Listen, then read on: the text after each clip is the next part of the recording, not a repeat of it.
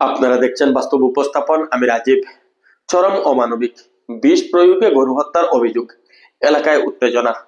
শস্য ক্ষেত রক্ষার নামে এক চরম অমানবিক ও ন্যাক্কারজনক ঘটনার সাক্ষী হলো ধলাই থানা এলাকার গজালঘাট গ্রাম।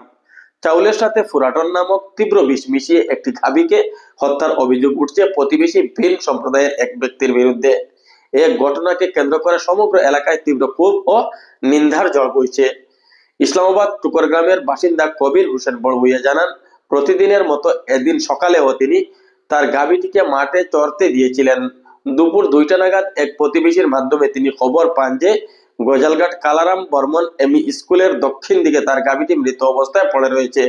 খবর পেয়ে ঘটনাস্থলে পৌঁছে তিনি দেখতে পান শস্য ক্ষেতের পাশে গাভীটির মৃতদেহ পড়ে রয়েছে। পরবর্তীতে কবির হোসেন ও উপস্থিত স্থানীয়রা শস্য ক্ষেতের পাশে চাউলের সাথে মিশিয়ে রাখা নীল রঙের ফুরাডন বিষের অস্তিত্ব খুঁজে পান।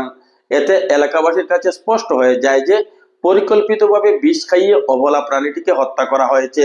এ ঘটনায় কবির হোসেন বড়ভূইয়া ধলাই থানায় একটি লিখিত অভিযোগ দায়ের করেছেন। অভিযোগ পাওয়ার পরই পুলিশ ঘটনাস্থলে পৌঁছে তদন্ত শুরু করে। ইতিমধ্যে পশু চিকিৎসক দ্বারা গাভীটির ময়নাতদন্ত সম্পন্ন করা হয়েছে। ময়নাতদন্তের রিপোর্ট হাতে এলেই মৃত্যুর প্রকৃত কারণ নিশ্চিত হওয়া যাবে।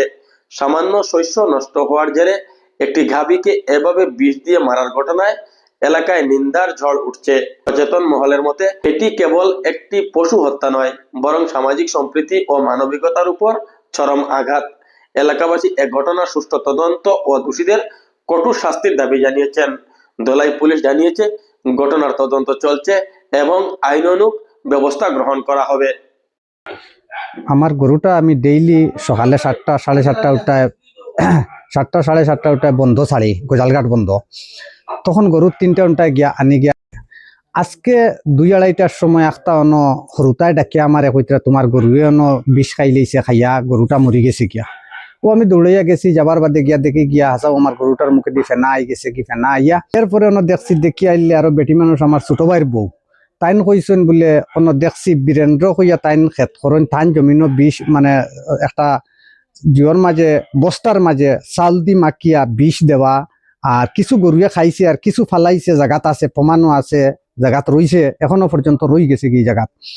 তখন আমি গিয়া দেখছি, গিয়া দেখার বাদে দেখছি না জিনিসটা সত্য, আমার গরুটা বিষ খাইছে আর কি, চাল তো বিষ দিয়া আর কি।